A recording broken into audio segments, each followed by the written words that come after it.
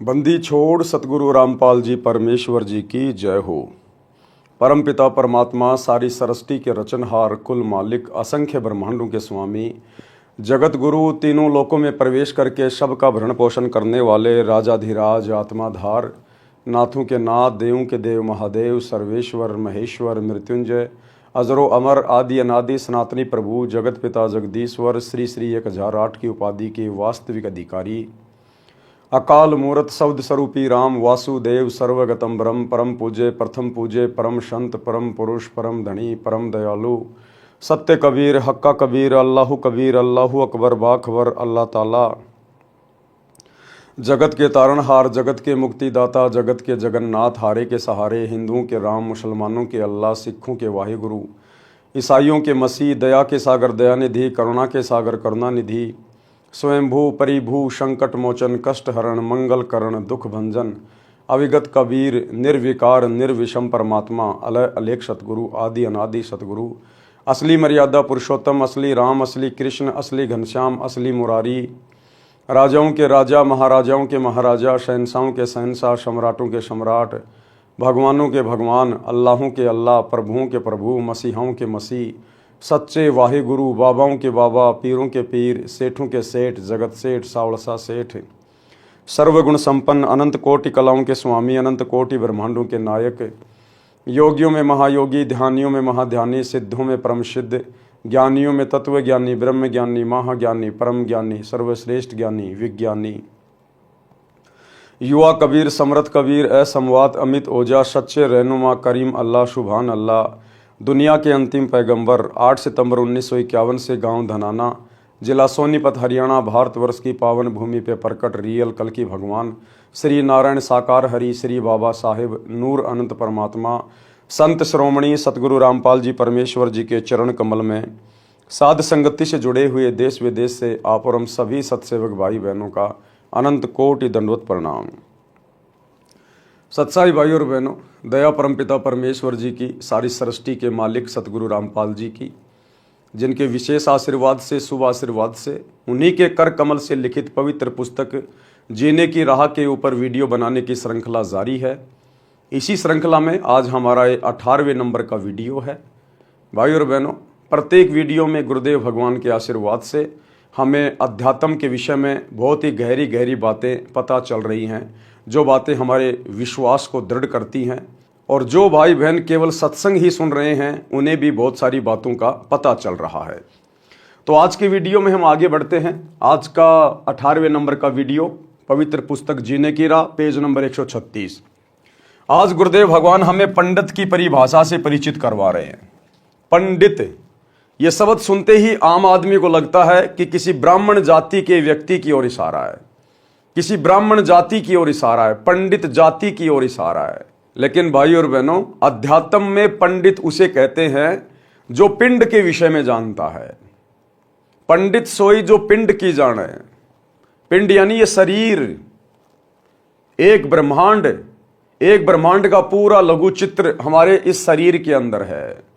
तो कहते हैं पंडित सोई जो पिंड की जाने, और ब्राह्मण सोई जो ब्रह्म पहचाने। ब्रह्म यानी भगवान, जो भगवान को पहचानता है, असल में वो ब्राह्मण है। आज इस पृथ्वी पर यदि वास्तव में कोई पंडित है, कोई ब्राह्मण कहलाने का अधिकारी है, तो केवल सतगुरु रामपाल जी के फॉलोवर हैं, जो उस ब्रह्म को पहचान गए, जो वास्तव में पंडित हैं, जिनको ज्ञान है, आत्म ज्ञान है, परमात्म ज्ञान है, जो पिंड के विषय में जानते हैं। तो असल में इस पृथ्वी पर सतगुरु रामपाल जी के भक्तों के अलावा ना तो कोई ब्राह्मण है, ना कोई पंडित है। बाकी झूठी फीत लगाकर चाहे दुनिया घूमती रहो, लेकिन उनको अध्यात्म के विषय में कै ख गय का भी ज्ञान नहीं है। पंडित की परिभाषा, पंडित कहते हैं विद्वान को।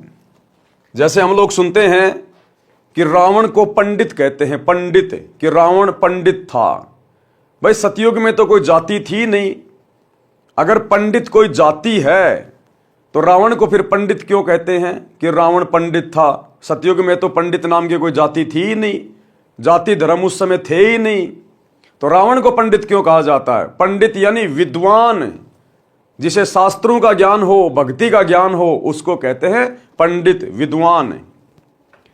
पंडित कहते हैं विद्वान को। मेरे पूज्य गुरुजी ब्राह्मण जाति में गांव बड़ा पैतावास, तहसील चरखी दादरी, जिला भिवानी, हरियाणा में जन्मे थे।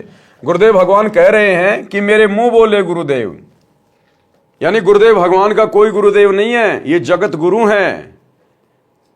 और जो जगत गुरु होता है वो स्वयं परमात्मा होता है, परमेश्वर होता है, जो पूरे जगत को ज्ञान देने के लिए आता है। तो जगत गुरु का कोई गुरु नहीं हो सकता धरती पे।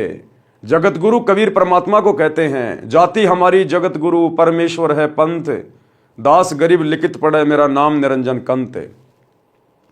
लेकिन गुरुदेव भगवान ने आप और हमारे तक अपना संदेशा पहुंचाने के लिए, आप और हमें अपनी शरण में लेने के लिए अपने आप को छुपाते हुए एक मुंह बोला गुरु बनाया, गुरु शिष्य परंपरा का निर्वाह किया।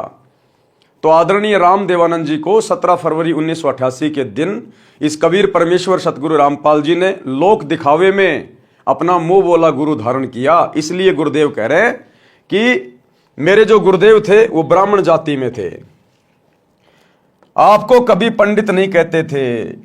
यानी आदरणीय राम देवानंद जी परंपरागत पंडित जाति में जन्मे थे, लेकिन उसके बावजूद भी वो कभी अपने आप को ब्राह्मण नहीं कहते थे। मेरे दादा गुरुजी, मेरे गुरुजी के गुरुजी गांव छावड़ा दिल्ली में नजफगढ़ के पास के जाट थे।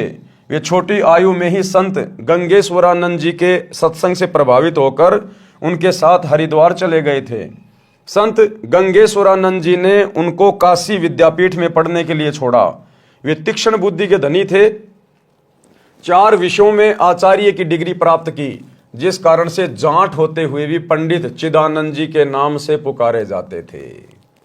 गांव गोपालपुर, तहसील खरखोदा, जिला सोनीपत प्रांत, हरियाणा में उनका आश्रम है। उस पर बोर्ड लगा है, पंडित चिदानंद जी गरीबदासी आश्रम गोपालपुर। उनका नाम चिदानंद जी था।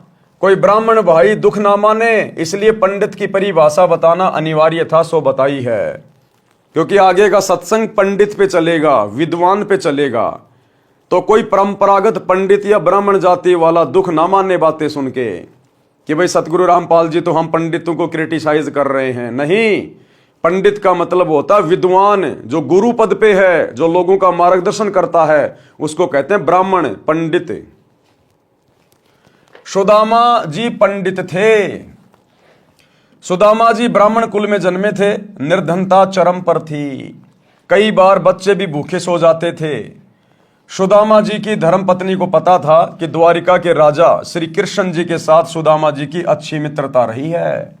पत्नी ने बहुत बार कहा कि आप अपने राजा मित्र कृष्ण से कुछ धन मांग लाओ।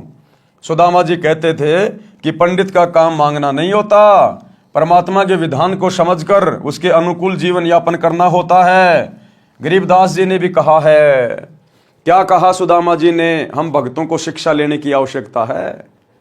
आज हमारे गुरु भाई बहन जो साध संगति से नहीं जुड़े हुए हैं, जो ज्ञान को आधार बना के भक्ति नहीं कर रहे, आज वे आश्रमों में फोन पे फोन करते हैं, गुरुजी के पास जेल में मेरी प्रार्थना भेज दो, गुरुजी के पास मेरी अरदास लगा दो, मेरी प्रार्थना लगा दो।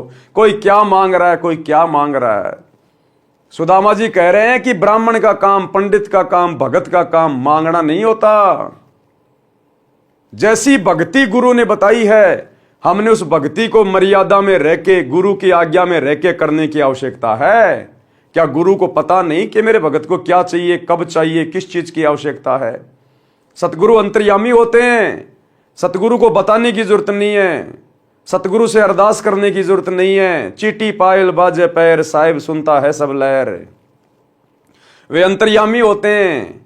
महाभारत के युद्ध के समय टटीरी पक्षी ने अपने अंडों की रक्षार्थ अपनी आत्मा से परमात्मा से पुकार की थी। सतगुरु ने उस पक्षी की आत्मा की पुकार सुन ली। क्या हमने आज गुरुदेव को फोन करके बताने की जरूरत है, प्रार्थना लगाने की जरूरत है? बीच में कोई एजेंट तैयार करने की जरूरत है क्या? आत्मा और परमात्मा के बीच में कोई दलाल नहीं है, कोई एजेंट नहीं है। तो सुदामा जी शिक्षा दे रहे हैं। क्या कहा सुदामा जी ने जब उनकी पत्नी ने कहा कि श्री कृष्ण जी तो राजा भी हैं और आपके मित्र भी हैं, कुछ धन मांग लाओ। सुदामा जी कहते थे कि पंडित यानी भगत, ब्राह्मण, भगत का काम मांगना नहीं होता।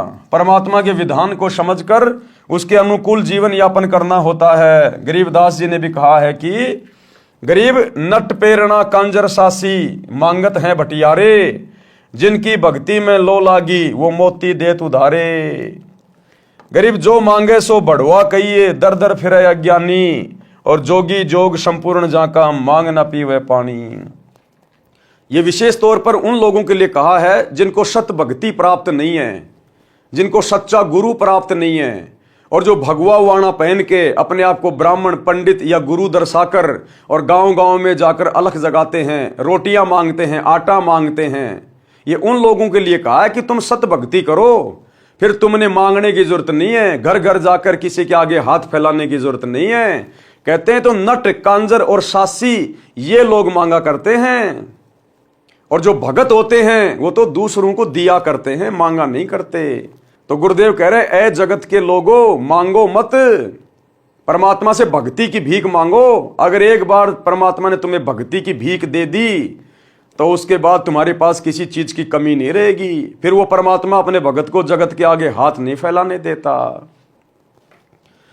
शब्दार्थ, नट ये लोग जनता में कुछ खेल दिखाते थे, जैसे लंबे बांस को बिना पृथ्वी में गाड़े उसके ऊपर चढ़ना, जो अनोखा व कठिन कार्य होता था। उस खेल के समापन पर कटोरा लेकर तमाशा यानी खेल देखने के लिए उपस्थित भीड़ से रुपए पैसे मांगते थे। इसी प्रकार अन्य जाति के व्यक्ति कंजर, सांसी, बटियारे अपनी कला दिखाकर रुपए या कणक, गेहूं, बाजरा, चना मांगते थे। यदि योगी यानी साधक भी ऐसी सिद्धियों का प्रदर्शन करके रुपए व कणक इकट्ठे करता है तो उसकी सत्य साधना नहीं है। यदि सत्य साधक होता, शिष्यों को आशीर्वाद रूपी मोती देकर धनी बनाता, जो साधक के भाग्य से अलग अपनी ओर से उधार रूप में होता। यदि संत दर दर पर जाकर मांगता फिरता है तो वह अज्ञानी है, उसके पास शास्त्र अनुकूल साधना नहीं, वह संत नहीं, भड़वा है, भड़वा। मांगे सो ही भड़वा कहिए, दर दर फिरे अज्ञानी, और जोगी जोग संपूर्ण जिसका मांग न पीवे पानी। भड़वा का अर्थ यहां पर बेशरम है। जोगी यानी साधक की भक्ति संपूर्ण उसकी मानी जाती है जो किसी से कुछ नहीं मांगे। उसके उदाहरण में कहा है कि वह साधक और वस्तु तो छोड़ो, पानी भी मांगकर नहीं पीता। जो असली साधक होता है वो पानी भी मांगकर नहीं पीता, वो भी परमात्मा व्यवस्था कर देगा किसी और में प्रेरणा करके। भाई और बहनों, जब ये दास हिसार जेल में गया और जब मुझे जेल के अंदर छोड़ा गया तो जैसे ही मैं जेल में गया मुझे प्यास बहुत भयंकर लग रही थी। अब मैंने सोचा यहां पानी मैं पीऊं किसका, सब लोग ऐसे गंदे संदे दिखाई दे रहे हैं यहां तो मुझे एक कमरे में छोड़ दिया गया और भी वहां पर बहुत सारे लोग थे। तो मुझे बहुत जोर की प्यास लग रही थी। तो जैसे ही मैं उस ब्लॉक के अंदर गया और जाते ही उन कैदियों का जो सरदार होता है, 10, 15, 20, 50 कैदी जिस ब्लॉक में होते हैं, उनका एक ठेकेदार होता है, उसको कहते हैं लम्बड़दार। तो लम्बड़दार ने मुझे देखकर कहा कि आ जाओ आ जाओ आ जाओ, बैठो बैठो बैठो बैठो। मैं बैठ गया वहां पर। कहां से आए हो, क्या नाम है, क्यों आए हो, मैंने 2-4 बातें उसको बता दी। अब उसने तुरंत कहा कि मुझे पता है आपको प्यास लग रही है। वो लम्बड़दार बोला मुझे पता है आपको प्यास लग रही है। मैंने कहा प्यास तो लग रही है लेकिन पीऊं कहां।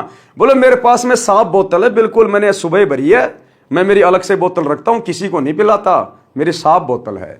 तो उसमें से उसने मुझे पानी दिया, मैंने परमात्मा की अंदेव की आरती की और फिर मैंने पानी पिया। तो परमात्मा इस प्रकार से भी अपने भगत के साथ में रहता है।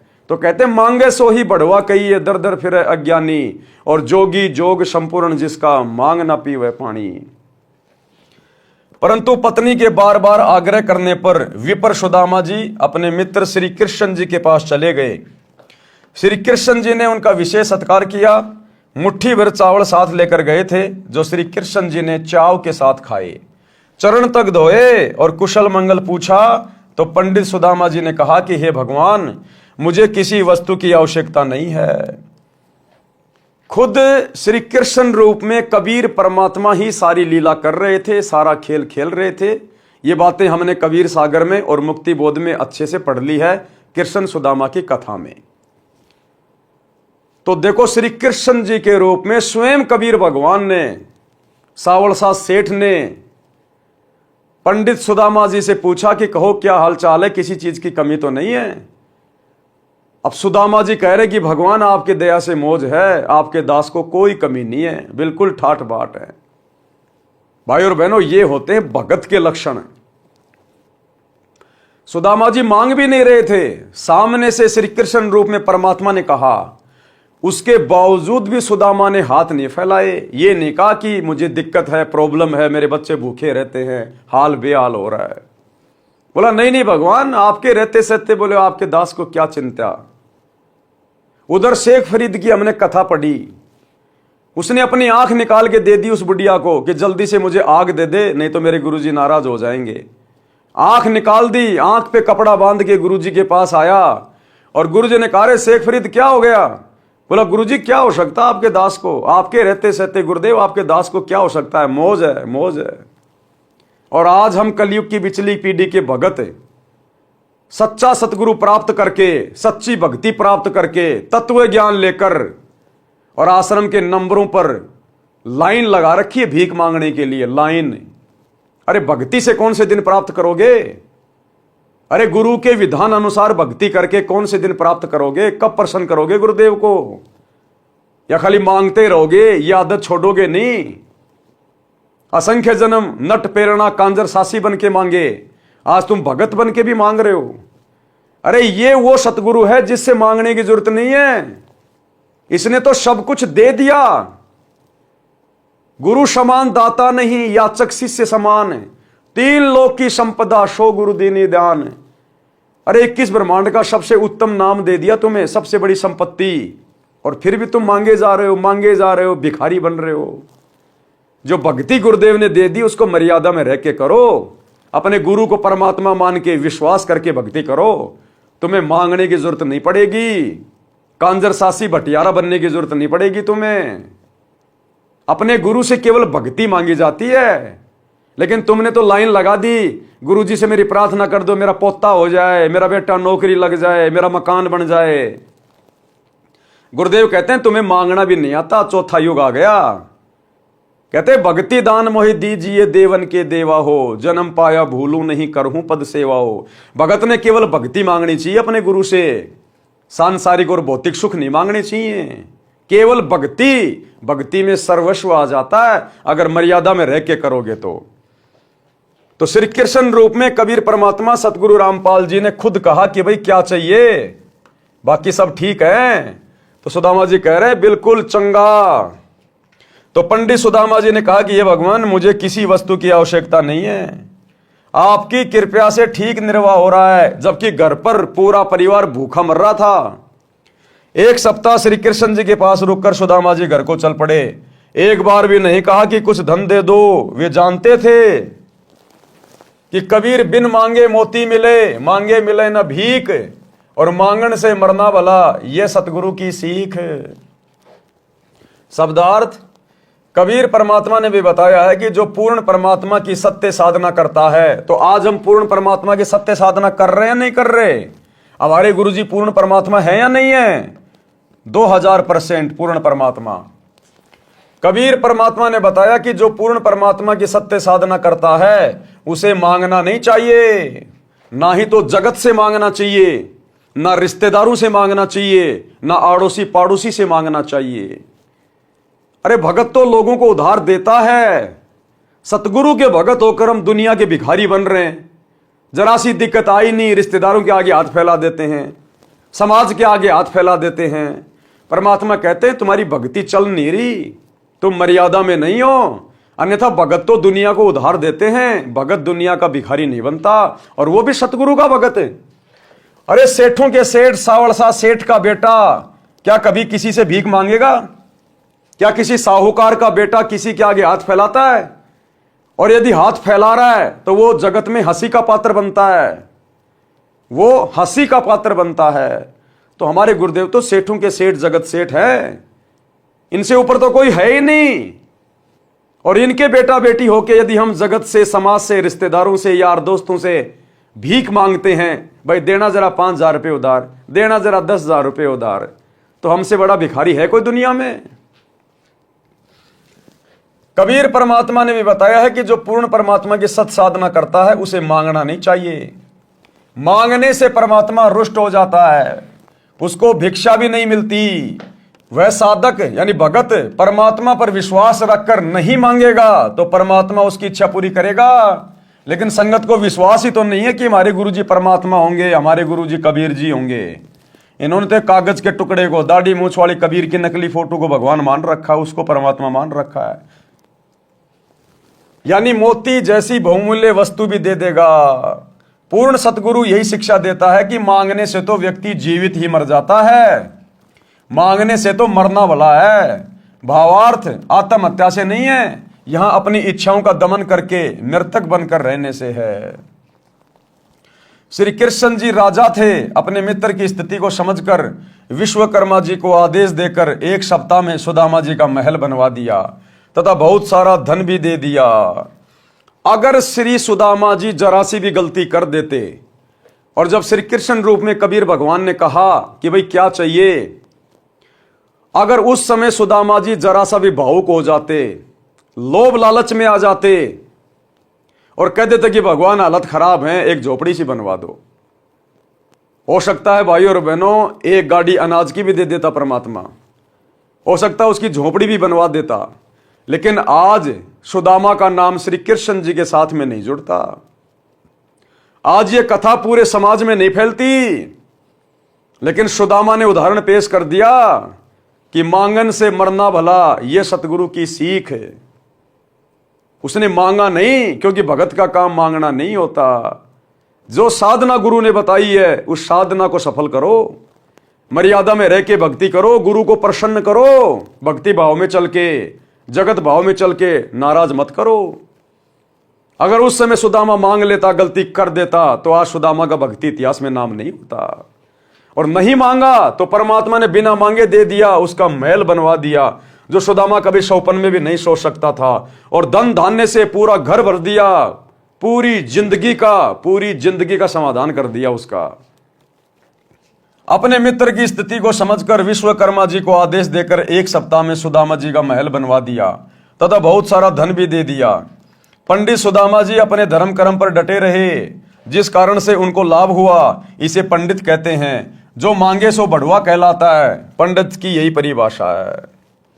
प्रसंग चल रहा है दीक्षा यानी नाम लेने के पश्चात भगत की आस्था संसार तथा परमात्मा में कैसी होनी चाहिए। नाम दीक्षा लेने के बाद भगत ने किस प्रकार से भक्ति मार्ग पर संभल के चलना चाहिए, संसार के प्रति भगत की सोच कैसी होनी चाहिए और परमात्मा यानी अपने गुरु के प्रति कैसी सोच होनी चाहिए। उस प्रसंग में पवित्र कबीर सागर ग्रंथ के अध्याय अनुराग सागर में परमेश्वर कबीर जी ने अपनी प्रिय आत्मा धर्मदास जी को इस प्रकार बताया है। अध्याय अनुराग सागर का सारांश, अनुराग सागर पेज नंबर 3 से 5 तक का सारांश। प्रश्न नंबर 3 से, धर्मदास जी ने परमेश्वर कबीर जी से प्रसन्न किया। प्रश्न, प्रभु दीक्षा प्राप्ति के पश्चात परमेश्वर में कैसी आस्था होनी चाहिए। उत्तर दिया, परमेश्वर कबीर जी ने बताया है कि जैसे मृग यानी हिरण शब्द पर आसक्त होता है, वैसे साधक परमात्मा के प्रति लगन लगावे। गुरु से लगन कठिन है भाई, सतभक्ति में सतगुरु स्वयं परमात्मा होता है। तो कहते हैं नाम दीक्षा लेने के बाद जिस प्रकार वो हिरण जो एक शब्द के ऊपर आसक्त हो जाता है, उसके बाद वो शिकारी उसके साथ जो मर्जी करे, उसको काटे या घर ले जाए, लेकिन वो हिरण विवश हो जाता है उस शब्द को सुनकर उसकी धुन के ऊपर, और शिकारी के घुटनों पे आके अपना सर रख देता है। इसी प्रकार सतगुरु से नाम की दीक्षा लेने के बाद, उनके सत्संग सुनने के बाद, सतगुरु समझ में आने के बाद कि सतगुरु स्वयं परमात्मा है, भगत ने अपने आप को समर्पित कर देना चाहिए। तन मन शीस ईस अपने पे पहलम चोट चढ़ावे, जब कोई राम भगत गति पावे। यानी फिर भगत ने समाज की तरफ नहीं देखना, संसार की तरफ नहीं देखना, जीवित ही मृतक हो जाना चाहिए। क्योंकि सतगुरु के शरण में आने के बाद सतगुरु हमें जो ज्ञान देगा, जो भक्ति देगा, जो मर्यादाएं देगा, उस आधार से समाज से, जगत से हमारा कोई विशेष लगाव होना ही नहीं चाहिए। ना हम कोई त्योहार मनाएंगे, ना हम फालतू की परंपराओं को निभाएंगे, ना हम व्यर्थ के रीति रिवाजों को निभाएंगे, ना हम घूमने जाएंगे, ना कोई पिकनिक पे जाएंगे, तो भला फिर समाज से यारी दोस्ती रिश्तेदारी निभाने के लिए बच क्या गया? हम तो समाज की तरफ से मर जाते हैं। और जैसे हमें गुरुदेव भगवान कहें, जो मर्यादा बता दी, जो नियम बता दिए, हमने केवल उसी हिसाब से चलना है, एक कदम भी आउट नहीं चलना। और नाम दीक्षा लेकर यदि हम राजनेताओं की रैलियों में धक्के खाते रहेंगे, दुनिया के आरक्षणों में जाके बैठ जाएंगे, गुंडों की सीबीआई जांच करवाएंगे, जाटों की धर्मशाला बनवाएंगे, स्टेडियम बनवाएंगे, अयोध्या में भंडारा लगाएंगे, बजरंग दल के साथ बैठ के बांग्लादेश के मुसलमानों के खिलाफ नारे लगाएंगे, तो भैया फिर सतगुरु कुछ नहीं करेगा। इसका मतलब अभी आपको ना तो सतगुरु समझ में आया, ना अभी आपको ज्ञान समझ में आया। तो गुरुदेव के कहने का मतलब है कि नाम दीक्षा लेने के बाद आपने भी उस हिरण की तरह अपने गुरुदेव के चरणों में स्वयं को न्योछावर कर देना चाहिए, समर्पित कर देना चाहिए। केवल गुरु की मर्यादा और भगत का पैर, यानी एक भी अपना कदम गुरु की मर्यादाओं के खिलाफ नहीं जाना चाहिए, गुरु की आज्ञा के खिलाफ नहीं जाना चाहिए, तब जाकर वो भगत सफल होगा। इसलिए कहते हैं गुरु से लगन कठिन है भाई, लगन लगे बिन काम न सरता, जीव प्रलय हो जाई। गुरु से लगन कठिन है भाई, समर्पित काल होने नहीं देता। हिरण यानी मृग पकड़ने वाला एक यंत्र से विशेष शब्द करता है जो हिरण को अत्यंत पसंद होता है। जब वह शब्द बजाया जाता है तो हिरण उस ओर चल पड़ता है, और शिकारी जो शब्द कर रहा होता है उसके सामने बैठकर मुख जमीन पर रखकर समर्पित हो जाता है, अपने जीवन को दांव पर लगा देता है। इसी प्रकार उपदेशी को परमात्मा के प्रति, किस परमात्मा के प्रति? सतगुरु के प्रति समर्पित होना चाहिए, अपना जीवन न्योछावर कर देना चाहिए, यानी समाज से हट जाना चाहिए, सामाजिक परंपराओं से हट जाना चाहिए, रीति रिवाजों से हट जाना चाहिए, केवल अपने गुरुदेव के आदेश के अनुसार ही चले जो सत्संगों में उन्होंने बता दिए होते हैं। दूसरा उदाहरण, हमने किस प्रकार अपने सतगुरु के प्रति समर्पित होना चाहिए, तब जाकर हमारा ये मोक्ष वाला बात बनेगा, जन्म मरण का रोग कटेगा। पतंग यानी पंख वाला कीड़ा जो प्रकाश बहुत प्रिय है, यानी जो पतंग होता है उसको प्रकाश यानी लाइट बहुत प्यारी लगती है। अपनी प्रिय वस्तु को प्राप्त करने के लिए वह दीपक, मोमबत्ती, बिजली की गर्म लाइट के ऊपर आसक्त होकर उसे प्राप्त करने के उद्देश्य से उसके ऊपर गिर जाता है और मृत्यु को प्राप्त हो जाता है। कहने का मतलब है हम अपने गुरुदेव भगवान के वचन पर इस कदर दृढ़ हो जाएं कि हमने समाज को नहीं देखना, यारी दोस्ती रिश्तेदारी को नहीं देखना, वो चाहे हमें कितना ही कुछ कहें, कितना ही ताना मारें, कितना ही व्यंग करें, हमें कैसा भी कुछ कहें, लेकिन हमने उनकी बातों की ओर ध्यान नहीं देना, तवज्जो नहीं देना। गुरुदेव की मर्यादाओं के अनुसार, गुरुदेव के आदेश के अनुसार ही हमने अपना जीवन यापन करना है। इसी प्रकार भगत को परमात्मा प्राप्ति के लिए मर मिटना चाहिए। समाज की परंपरागत साधना को तथा अन्य शास्त्र विरुद्ध रीति रिवाजों को त्यागने तथा सत्य साधना करने में कठिनाई आती हैं, उनका सामना करना चाहिए। चाहे कुछ भी कुर्बानी देनी पड़े, कुछ भी कुर्बानी, जैसे मीराबाई ने कुर्बानी दी, मीराबाई ने सब कुछ छोड़ दिया अपने गुरुदेव की मर्यादाओं के लिए, भक्ति के लिए। भगत मंसूर ने शरीर का अंग अंग कटवा दिया अपने गुरुदेव की मर्यादाओं को निभाने के लिए। गुरुदेव के वचन पर मर मिटे वो, तब जाकर आज उनका दुनिया में नाम है, भक्ति इतिहास में। पीछे नहीं हटे। तीसरा उदाहरण, किस प्रकार अपने गुरुदेव पर समर्पित होना चाहिए। पुराने समय में पत्नी से पहले यदि पति की मृत्यु हो जाती थी तो पत्नी अपने पति से इतना प्रेम करती थी, वह अपने मृत पति के साथ उसी चिता में जलकर मर जाती थी। अगर भक्ति करूंगा तो केवल अपने गुरु की, अगर भक्ति करूंगा तो केवल अपने गुरु की, वरना यह शरीर छोड़ना मंजूर, लेकिन भक्ति करूंगा तो सतगुरु की। उस समय घर तथा कुल के व्यक्ति समझाते थे कि तेरे छोटे छोटे बच्चे हैं, इनका आपके बिना कौन पालन करेगा। चाचे ताऊ किसी के बच्चों को नहीं पालते। जब तक माता पिता होते हैं तब तक कुल के व्यक्ति प्यार की औपचारिकता करते हैं, वास्तव में प्रेम तो अपनों में ही होता है। आप इन छोटे छोटे बच्चों की ओर देखो, बच्चे पिता के वियोग में रो रहे होते हैं, माता का पल्लू पकड़कर रोकते हैं।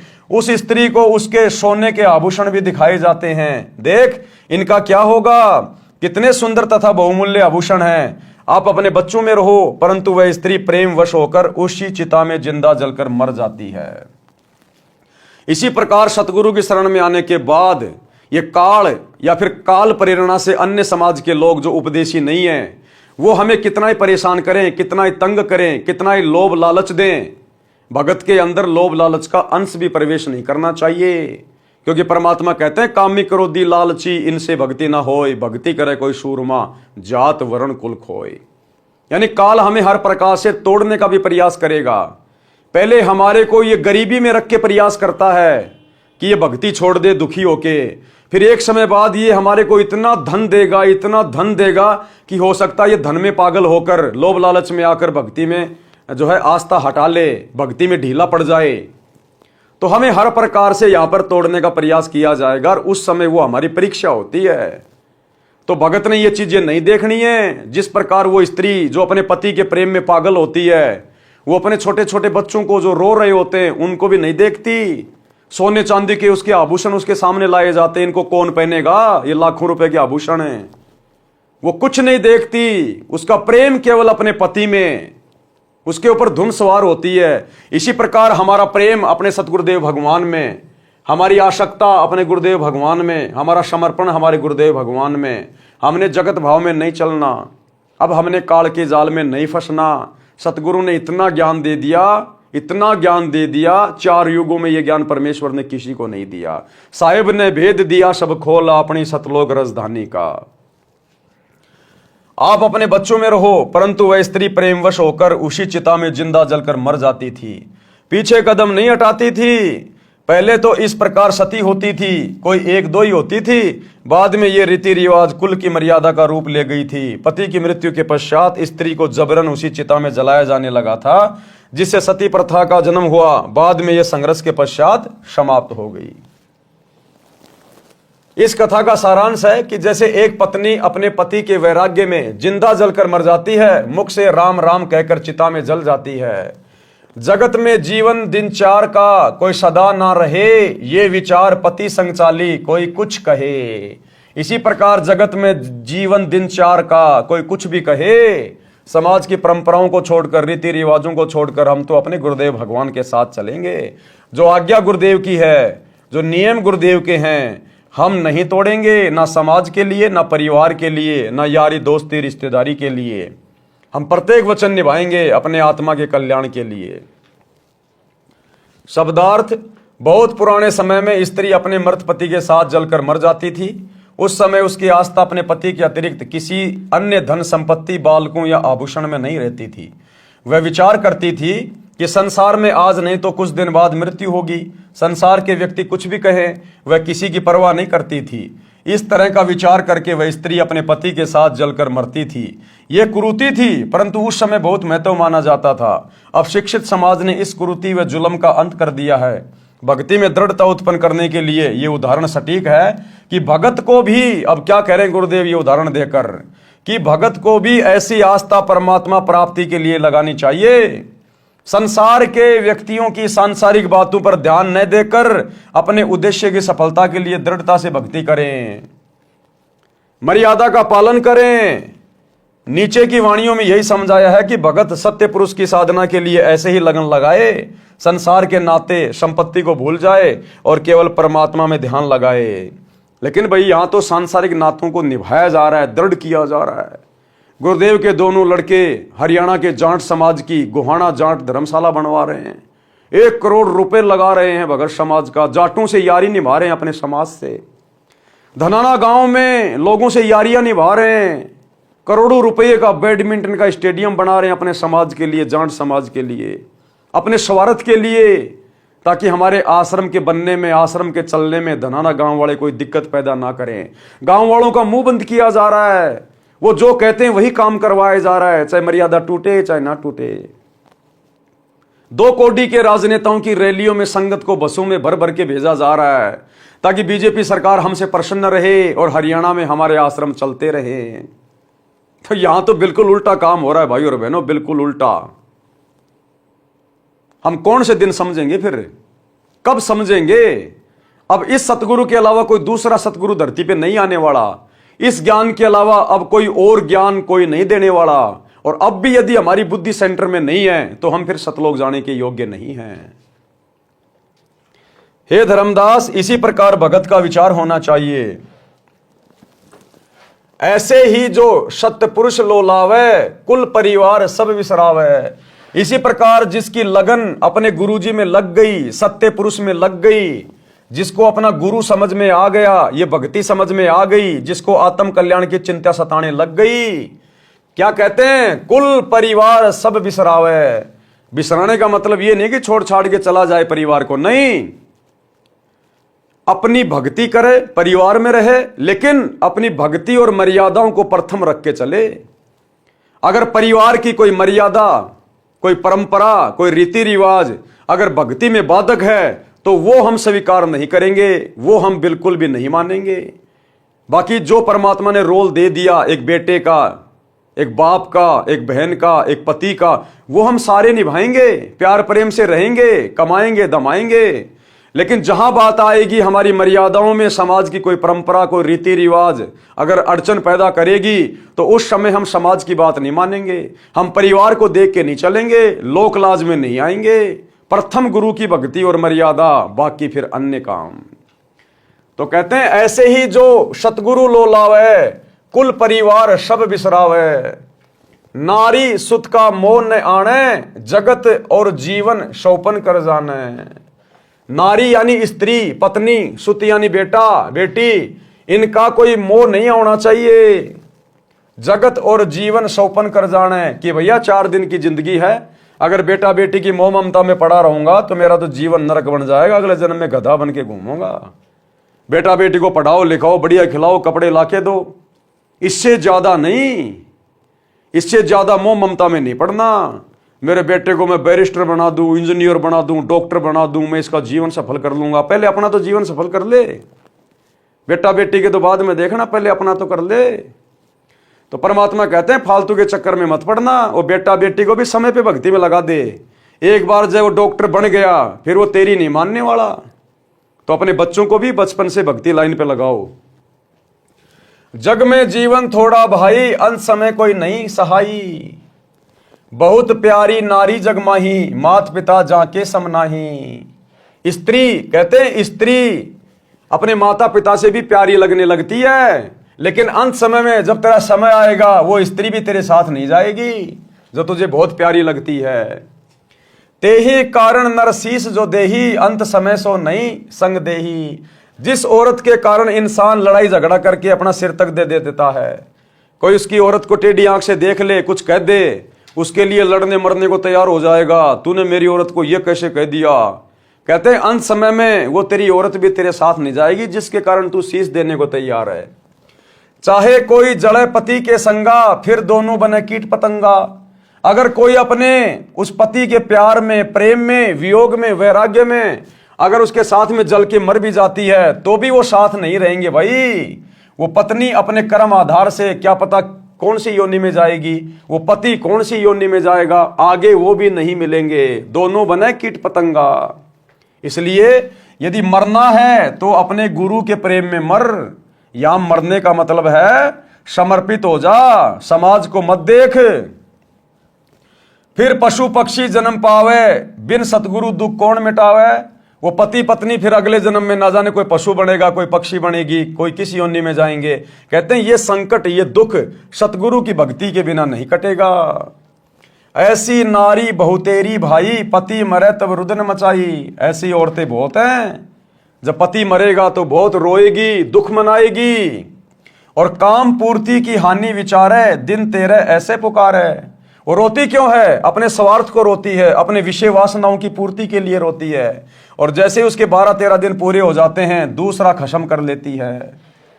निज स्वार्थ को रोदन कर ही, तुरंत ही खत्म दूसरों कर ही। शुत परिजन धन सौपन स्नेही, सत्य नाम गहु निज मत एही। स्व तन संप्रिय और नयाना, सो भी संग नहीं चलत निदाना। कि इंसान को अपने शरीर से प्यारा तो कुछ नहीं लगता, जिस शरीर के लिए लाखों रुपया खर्च कर देता है अगर बीमार हो जाता है तो। कहते हैं अपने शरीर से प्यारा तो इंसान को कुछ नहीं लगता, सो भी संग नहीं चलत निदाना। ये नादान वो भी तेरे साथ नहीं जाएगा अंत समय में। तो क्या साथ जाएगा? केवल सतगुरु की भक्ति जाएगी। गुरु राम पाल मेरा हरदम साथी, रह शब्द रूप में साथ। ये परमात्मा साथ रहेगा, इसकी भक्ति साथ रहेगी। ऐसा कोई ना दिखे भाई अंत समय में हो सहाई, सतगुरु के अलावा अंत समय में कोई भी सहायक नहीं है, सब यहीं रह जाएंगे। ये झूठे रिश्ते नाते सब यहीं रह जाएंगे। आदि अंत का सखा बुलाया, झूठे जगनातों में फिर उमाया। आदि अंत का सखा, ये है वो मित्र आदि अंत का, जिसने हमें उत्पन्न किया और अंत में यही हमें संभालेगा। ये परमात्मा सतगुरु आदि अनादि है, सतगुरु मध्य है मूल। सतगुरु को सिजदा करूं एक पलक नहीं भूल। तो कहते तूने अपने सतगुरु को तो बुला दिया और झूठे रिश्ते नातों में मगन होके बैठ गया।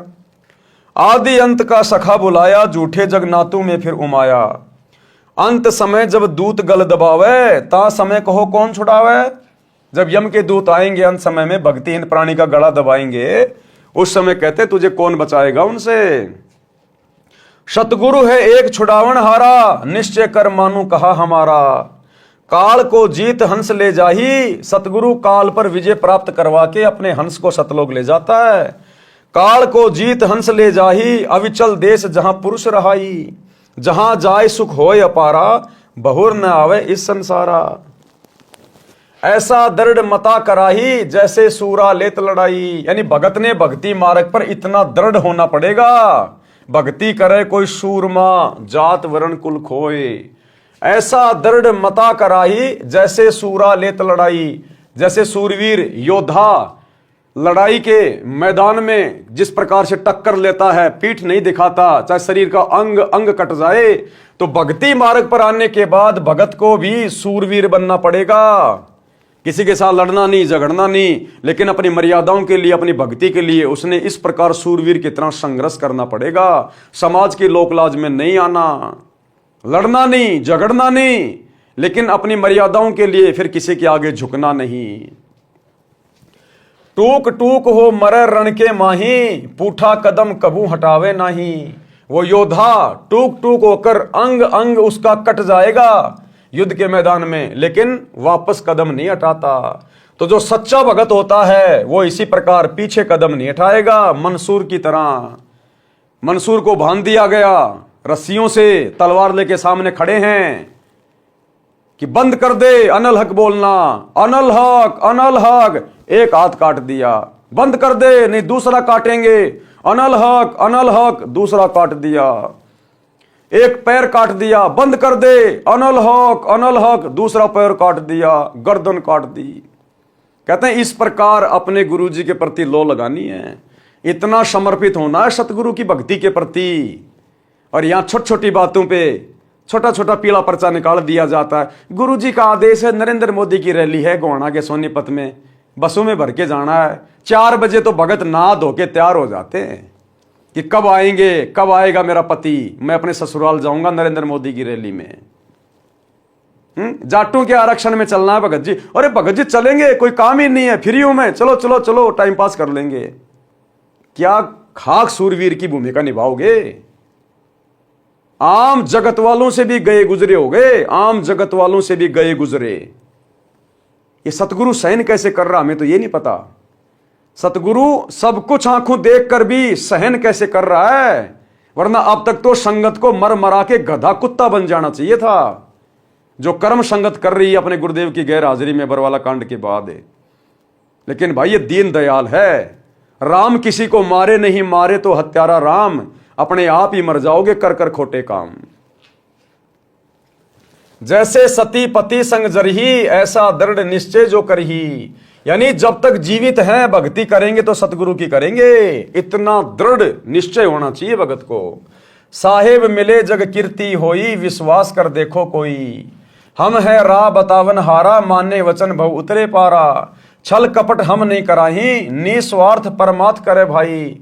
परमात्मा कहते हैं ये छल कपट की भक्ति हम नहीं करवाते, निस्वार्थ परमात्म करे भाई। जीव एक जो शरण पुरुष की जावे, प्रचारक को घना पुण्य पावे। यानी परमेश्वर का ज्ञान प्रचार करने वाला भी बहुत सारे पुण्य का भागी बनता है। कोटि धेनु जो कटत बचाई, एता धर्म मिले प्रचारक ताही। जैसे 1 करोड़ गायों को किसी कसाई के हत्थे से कटने से बचाया जाए, इतना पुण्य ज्ञान प्रचारक को मिलता है। लावे गुरु शरण दीक्षा दिलावे, आपा न थापे सब कुछ गुरु को बतावे। गुरु के चरणों में लावे और उनको दीक्षा दिलावे और अपने ऊपर कुछ भी नहीं रखे कि मैंने तेरे को नाम दिला दिया, मेरे कारण तू गुरु जी से जुड़ा है। नहीं, अपने ऊपर नहीं थोपना, नहीं तो गधा बन के घूमेगा कि भैया सतगुरु ने दास को निमित्त बनाया है। सतगुरु ने दास की भी सेवा लगानी थी, दास को निमित्त बना के परमात्मा ने आप तक संदेशा पहुंचाया है। बस इतना ही, अपने ऊपर नाले कभी कि मैंने 200 भक्तों को नाम दिला दिया, मैं हर समागम में 20 भक्त लेके जाता हूं, ये नहीं, अभिमान नहीं। जो कोई प्रचारक गुरु बन बैठे, परमात्म रूठे काल का नाठ है। अगर कोई नालायक खुद ही अगर गुरु बन गया, जैसे वो संजय दिल्ली वाला बन गया, कहते परमात्मा रूठ जाएगा और काल तुम्हारे कान पकड़ लेगा। फिर 1,28,000 झूठे गुरु रोवे, पड़े नरक में ना सुख सोवे। 28 लाख इस प्रकार के गुरु नरक में पड़े ऊपर। अब कहे हैं भूल भई बारी, हे सतगुरु सुध ले हमारी। और अब उस नरक में जाने के बाद जब उन्हें पता चला कि तुम तो अधिकारी नहीं थे, अब वो रो रहे हैं, चिल्ला रहे हैं कि सतगुरु हमें बचाओ, सतगुरु हमें बचाओ। बोए बबूल आम कहां खाई, कोटि जीवन को नरक पठाई। ऐसी गलती ना करहूं सुजाना, सत्य वचन मानो परवाना। शब्दार्थ, उपरोक्त वाणियों का भावार्थ है कि जब लड़का युवा होता है तो उसका विवाह हो जाता है। विवाह के पश्चात माता पिता से भी अधिक लगाव अपनी पत्नी में हो जाता है। फिर बच्चों से ममता हो जाती है। यदि पति की मृत्यु हो जाती है तो पत्नी साथ नहीं जाती।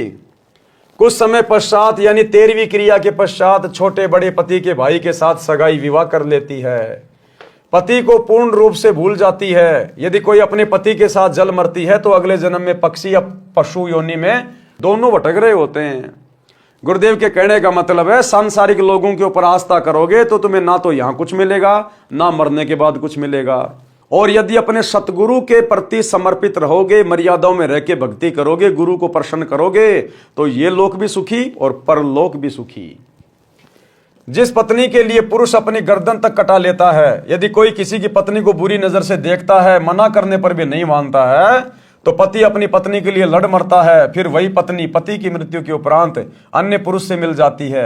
ये भले ही समय की आवश्यकता है, परंतु भगत के लिए ठोस शिक्षा है। यानी जगत वाले, रिश्तेदार, नाते वाले जो अनुपदेशी हैं, वो हमारे कभी हो ही नहीं सकते। हमें समझा गुरुदेव ये रहे हैं कि तुम जिन झूठे रिश्ते नातों में उलझ के बैठे हो ना, कि ये मेरा फलाना, ये मेरा फलाना, ये मुसीबत में मेरे काम आएगा, परमात्मा कहते हैं तुम्हारी भूल है, ये परम सत्य मान लेना। इसी प्रकार किसी व्यक्ति की पत्नी की मृत्यु हो जाती है तो वह कुछ समय उपरांत दूसरी पत्नी ले आता है। पति अपने पति के लिए अपना घर, भाई बहन, माता पिता त्याग कर चली जाती है, परंतु पत्नी की मृत्यु के उपरांत स्वार्थ के कारण रोता है। परंतु जब अन्य व्यक्ति विवाह के लिए कहते हैं तो सब भूलकर तैयार हो जाता है। भावार्थ है कि सब स्वार्थ का नाता है। इसलिए सत्य भक्ति करके उस सतलोक में चलो जहां जरा यानी वृद्धावस्था तथा मरण यानी मृत्यु नहीं है। आगे चेतावनी दी है कि हे भगत, अपने शरीर के समान इंसान को कुछ भी प्रिय नहीं होता।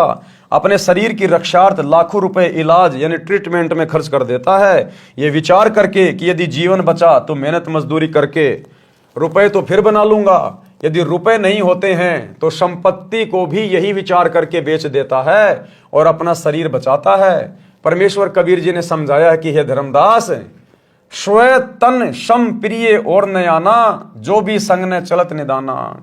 शब्दार्थ, अपने शरीर के समान अन्य कुछ प्रिय नहीं है, वह शरीर भी आपके साथ नहीं जाएगा।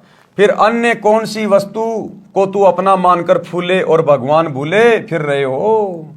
फिर नादान, जब तेरा शरीर ही तेरे साथ नहीं जाएगा तो तेरे रिश्तेदार, बेटा बेटी, भाई बंधु कहां जाएंगे, ये संपत्ति कहां जाएगी। फिर तू और किस चीज के ऊपर फूला फूला बैठा है यहां पर। इसलिए कहते हैं सतगुरु पे समर्पित हो, गुरु से लगन लगा। गुरु तुझे यहां भी हर प्रकार से सुरक्षित रखेगा और शरीर छोड़ने के बाद तुझे विमान में बैठा के अपने सतलोक लेकर जाएगा। सर्व संपत्ति तथा परिजन एक सौपन जैसा साथ है। कबीर परमेश्वर जी ने कहा है कि मेरी अपनी राय ये है कि पूर्ण संत से सत्य नाम यानी सत्य साधना का मंत्र लेकर अपने जीवन का कल्याण कराओ। और जब तक आप सौपन संसार में हैं तब तक सौपन देखते हुए पूर्ण संत की शरण में जाकर सच्चा नाम प्राप्त करके अपना मोक्ष कराओ। सभी प्राणी जीवन रूपी रेलगाड़ी में सफर कर रहे हैं। जिस डिब्बे में बैठे हो वह आपका नगर है, जिस सीट पर बैठे हो वह आपका परिवार है, जिस जिसकी यात्रा पूरी हो जाएगी वे अपने अपने स्टेशन पर उतरते जाएंगे। यही दशाई संसार की है। जैसे यात्रियों को मालूम होता है कि हम कुछ देर के साथी हैं, सभ्य व्यक्ति उस सफर में प्यार प्रेम से रहते हैं, एक दूसरे का सहयोग करते हैं। इसी प्रकार हमने अपने सौपन वाले मानव जीवन के समय को व्यतीत करना है। सौपन टूटेगा यानी शरीर छूटेगा तो पता चलेगा ये क्या था। वह परिवार तथा संपत्ति कहाँ है जिसको संग्रह करने में अनमोल जीवन नष्ट कर दिया। गुरुदेव के कहने का मतलब है इस परिवार में, रिश्तेदारियों में, समाज में, इन रिश्ते नातों में ज्यादा मत उलझो, केवल अपनी जिम्मेदारियों तक सीमित रहो। हद से ज्यादा मोह ममता में पड़ोगे, परमात्मा की भक्ति से छूट जाओगे। अंत में काल यही तुम्हारा पैर खींच लेगा वापस। जहां आशा तां बाशा होई, मन कर्म वचन सुमरियो सोई। और ये अपना है भी नहीं, ये तो एक सौपन में जी रहे हैं अपन। जैसे रात्रि में सौपन आता है, कहां कहां पहुंच जाते हैं, किस किस नगर में पहुंच जाते हैं, राजा महाराजा बन जाते हैं। सौपन में न्यारा ही हमारा एक परिवार बन जाता है, माता पिता होते हैं, पत्नी होती है, बच्चे होते हैं। और जब सौपन सुबह टूटता है तो कुछ भी नहीं था। इसी प्रकार ये जीवन हमारा एक लंबा सपना है, किसी का 30 साल का, किसी का 40 का, किसी का 50 का, किसी का 100 का। और जिस दिन ये जीवन रूपी सौपन टूटेगा यानी शरीर छूटेगा तो बताओ फिर हमारा है क्या? क्या हम वापस इसी परिवार में आ सकते हैं? कभी नहीं आ सकते। क्या वापस आकर हम इस संपत्ति को अपना बना सकते हैं? कभी नहीं बना सकते। तो ये भी तो एक सौपन है। रात्रि वाला छोटा है, ये थोड़ा बड़ा है। तो गुरुदेव कह रहे हैं कि भक्ति में लो लगा लो, ये सारी बातें सोच समझ के आस्था अपनी गुरु में लगा लो पूरी। संसार के अंदर परमात्मा के अतिरिक्त ऐसा कोई नहीं है जो मृत्यु के समय में यम के दूत कंठ को बंद करेंगे, उस समय आपकी सहायता करेंगे। परमेश्वर उसी की मदद करता है जिसने पूर्ण संत से दीक्षा ले रखी हो। परमेश्वर उस सतगुरु के रूप में उपदेशी की सहायता करता है। इसलिए सतगुरु जी की शरण में आने के पश्चात ज्ञानवान साधक परमेश्वर में ऐसी लगन लगाए जैसी हिरण, पतंग, सती और सूरवीर लगाते हैं, जो उदाहरण पहले दे दिए गए हैं। अपने उद्देश्य से पीछे नहीं हटते। सूरवीर टुकड़े टुकड़े होकर पृथ्वी पर गिर जाना बेहतर मानते हैं, पीछे कदम नहीं हटाते। इसी प्रकार दृढ़ भगत अपनी बेइज्जती सहन कर लेगा, मार पिटाई सहन कर लेगा, लेकिन कभी भी लोकलाज में आकर, दबाव में आकर अपने सतगुरु के चरणों से दूर नहीं हटेगा। पुराणों में तथा श्रीमद् भगवद गीता अध्याय 2 श्लोक 38 में कहा है कि अर्जुन, यदि सैनिक युद्ध में मारा जाता है तो स्वर्ग में सुख प्राप्त करता है। भगत भक्ति मार्ग में संघर्ष करते हुए भक्ति करके शरीर त्याग जाता है तो सतलोक सुख सागर में सदा के लिए सुखी हो जाता है। जन्म मरण का संकट सदा के लिए समाप्त हो जाता है। जैसे हमारा जन्म पृथ्वी पर हुआ, हमारे को ज्ञान नहीं था कि हम किसके घर पुत्र या पुत्री के रूप में जन्म लेंगे। फिर हमारे को नहीं पता था कि हमारा विवाह संयोग किसके साथ होगा। ये भी ज्ञान नहीं था कि हमारे घर बेटा जन्म लेगा या बेटी। ये सब पूर्व जन्म के संस्कारवश होता चला गया। आपस में कितना प्यार तथा अपनापन बन गया। सदा साथ रहने की इच्छा रहती है, कोई ना मरे ये कामना करते हुए रहते हैं। इस काल ब्रह्म के लोक में कोई सदा नहीं रहेगा, एक एक करके पहले पीछे सब मरते जाएंगे। सारे जीवन में जो संपत्ति इकट्ठी की थी वह यहीं रहेगी। जीव खाली हाथ जाएगा, परंतु जो पूर्ण संत से सच्चे नाम की दीक्षा लेकर साधना करेगा वह सतलोक जाएगा। वहां पर ऐसे ही जन्म होगा जैसे पृथ्वी पर होता है, उसी प्रकार परिवार बनता चला जाएगा। वहां पर कोई कर्म नहीं करना पड़ता। सर्व खाद्य पदार्थ प्रचुर मात्रा में सतलोक में हैं। सदाबहार पेड़ पौधे, फुलवाड़ी, मेवा, काजू, किशमिश, मनुखा, दाग, दूध के समुद्र। सतलोक में वृद्ध अवस्था नहीं है, मृत्यु भी नहीं है। इसको अक्षय मोक्ष कहते हैं, यानी सदा सदा के लिए मोक्ष, अविनाशी मोक्ष, पूर्ण मुक्ति कहते हैं, जो गीता अध्याय 18 श्लोक 62 तथा अध्याय 15 श्लोक 4 में कहा है। तथा जिस सिद्धि यानी मोक्ष शक्ति को नैष्कर्मीय सिद्धि कहा गया है, जिसका वर्णन गीता अध्याय 3 श्लोक 4, अध्याय 18 श्लोक 49 से 62 में है।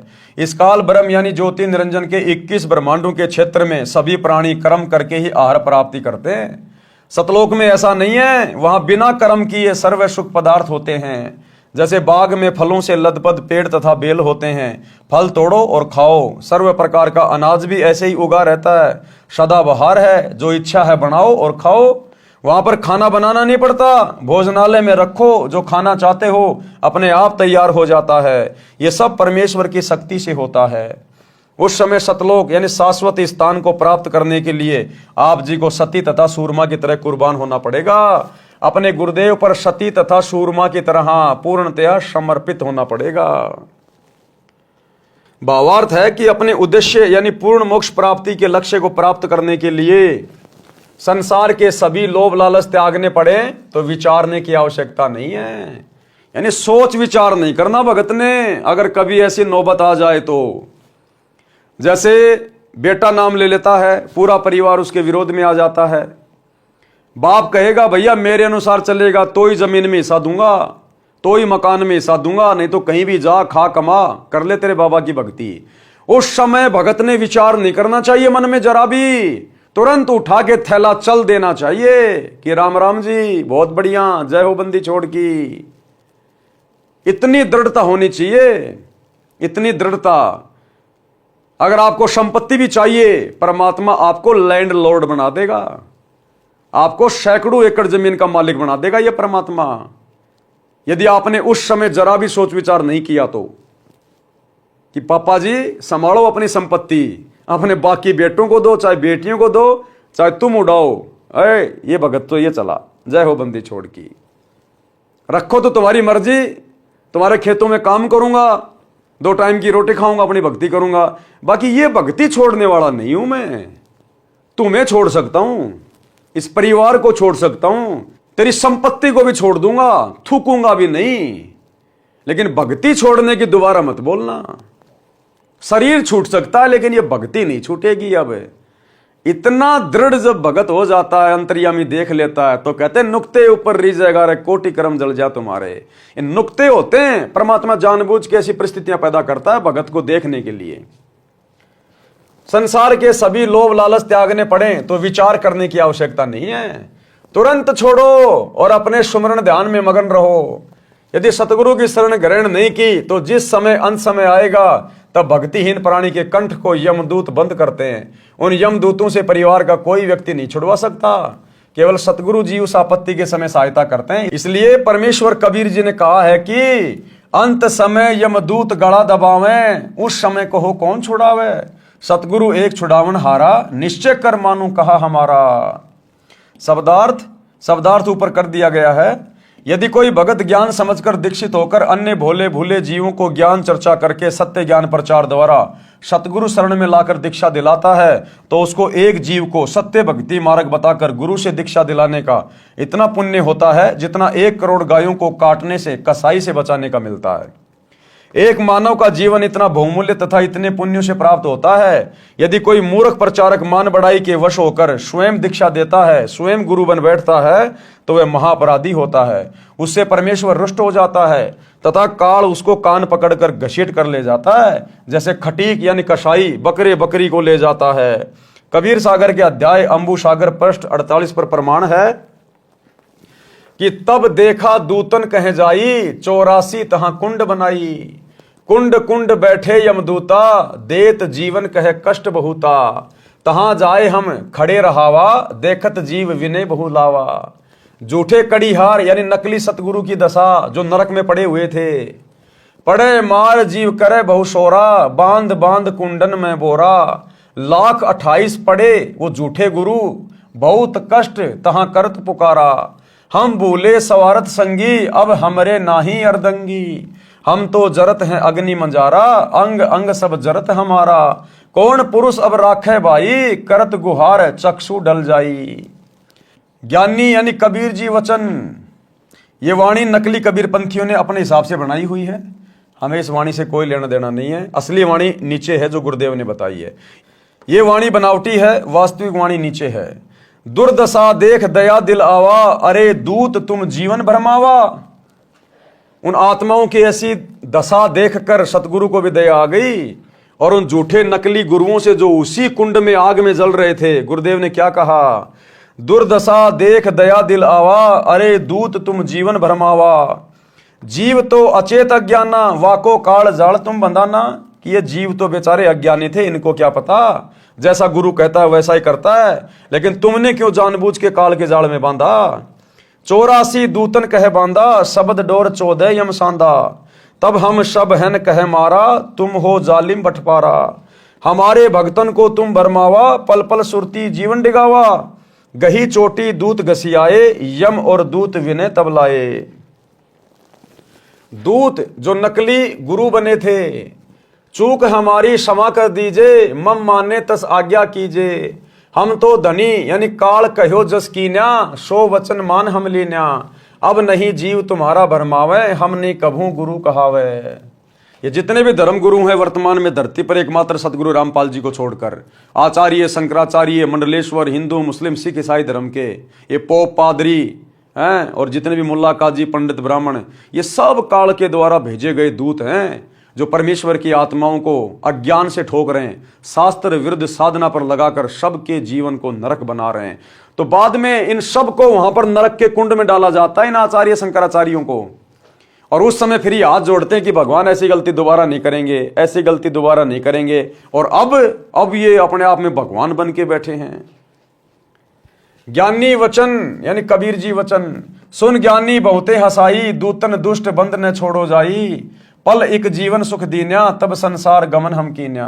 भावार्थ, कबीर परमेश्वर जी ने बताया कि जो झूठे सतगुरु बनकर मान बढ़ाई के वश होकर काल प्रेरणा से भोले जीवों को भरमाया करते थे, उनको भी दंड मिलता है, उनको भी नरक में डालकर यातनाएं दी जाती हैं। उनके शिष्य भी उसी नरक में गिरते हैं। जब मैं उस नरक के पास गया, क्या कह रहे हैं गुरुदेव भगवान, जब मैं उस नरक के पास गया जिसमें वे मान बढ़ाई के भूखे नकली कड़ीहार, संसार के काटने वाले यानी नकली सतगुरु बनकर महिमा बनाए हुए थे, लाखों जीवों को शिष्य बनाकर नरक में अपने साथ ले गए। फिर परमेश्वर के विधान अनुसार वे भी अपराधी होने के कारण नरक में पड़े थे। उस नरक क्षेत्र में कुंड बने हैं, प्रत्येक कुंड में जीव पड़े हैं तथा यमदूत सता रहे हैं। वे 28 लाख नकली सतगुरुओं ने मुझे देखकर अर्जी लगाई कि हमें बचा लो प्रभु। कारण यह था कि जो यमदूत उन्हें नरक में मार पीट रहे थे, वे सब परमेश्वर कबीर जी की शक्ति के सामने कांपने लगे। इस कारण से उन नकली सतगुरुओं को लगा कि ये कोई परम शक्ति वाले देव हैं। परमेश्वर कबीर जी ने कहा कि तुमने भोले जीवों को भ्रमित किया, अपने आप को पूर्ण सतगुरु सिद्ध किया। तुम्हें पता भी था कि तुम्हारे पास नाम दीक्षा का अधिकार नहीं, तुम्हें पूर्ण मोक्ष का ज्ञान नहीं। अपने स्वार्थवश लाखों मनुष्यों के अनमोल जीवन का नाश कर दिया। वे काल जाल में फंसे रहे। फिर मैंने उन दूतों, काल के बनाए कड़ीहारों को तथा अन्य यमदूतों को मारा, चोटी पकड़कर घसीटा। फिर नकली सतगुरु ने कहा कि हमने तो अपने धनी यानी मालिक काल ब्रह्म की आज्ञा का पालन किया है, अब आप जैसे कहोगे हम वैसे ही करेंगे। मैंने कहा, किसने कहा? गुरुदेव ने। मैंने कहा कि तुमको छोड़ा नहीं जाएगा। जो जीव उन नकली गुरुओं के शिष्य बनकर जीवन नष्ट कर गए थे, वे भी वहीं उनके साथ नरक में पड़े थे। जब तक मैं कौन? कबीर परमेश्वर जी। लिख कौन रहे हैं? सतगुरु रामपाल जी। जब तक मैं कबीर परमेश्वर जी वहां रहा, उन जीवों को नरक का कष्ट नहीं हो रहा था। इस प्रकार उनको कुछ समय का सुख देकर वहां से चलकर संसार में आया। मेरे आने के पश्चात वे नकली गुरुओं तथा उनके भोंदू शिष्यों को फिर से नरक की यातना प्रारंभ हो गई।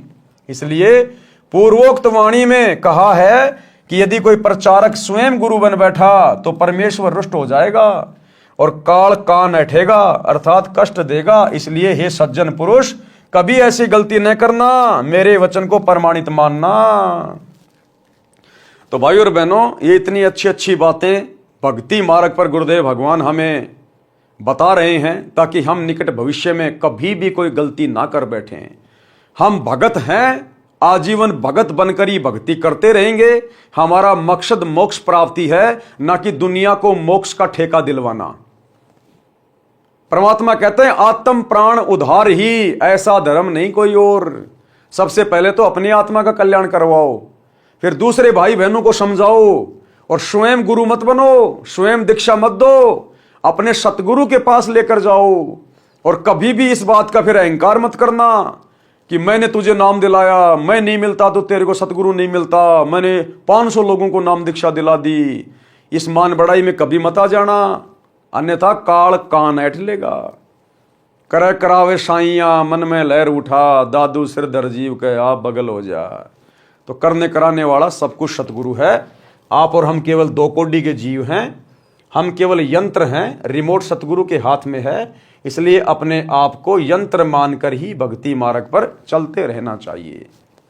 तो भाई और बहनों, आज के वीडियो में केवल इतना ही। कल रात्रि 8 बजे सभी भाई बहन फिर से लाइव जुड़िए एक नई वीडियो के साथ में। तब तक गुरुदेव भगवान हम सबको आज्ञा दें, इजाजत दें, सद्बुद्धि दें, आशीर्वाद दें।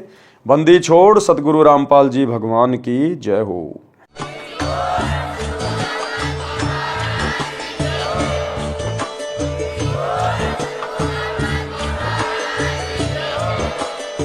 भाई जो गुरु वचन पे डट गे, कट गे फंद 84 के, कट गे फंद 84 के, कट गे फंद 84 के। भाई जो गुरु वचन पे डट गे, कट गे फंद 84 के, कट गे फंद 84 के, कट गे फंद